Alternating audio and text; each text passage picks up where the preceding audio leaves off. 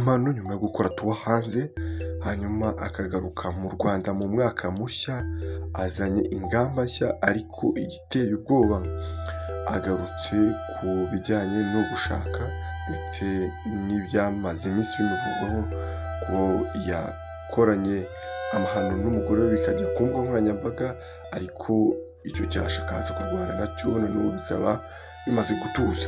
Avuze byinshi rero kuri byo, ibyo tugiye kuganiraho nibyo tugiye kureba. Gendi Abu Dhabi ni Habineza TV, kora subscribe fungura inzogera kugira ngo ibiganiro byose bizajye binyuzwa hano ujye ubibonera ku gihe. Ikindi gusaba ni ukujya muri comment ukandika igitekerezo cyawe uko ubibona, wibuke gusharinga bagenzi bawe ikanjye nze dutangira. Ya mpano akigera mu Rwanda yirinze kuvuga byinshi kuko bamwe mu bari bafunzwe bazira gusakaza amashusho ya ya mpano, ibyaha byabo bikomeje kubahama. We yagize ati gushaka birimo ubushake ntako bisa pe. Ndasubiramo, gushaka birimo ubushake ntako bisa pe, ariko ntuzigere ushaka umuntu utarabaye mu bantu babiri bashakanye batabishaka.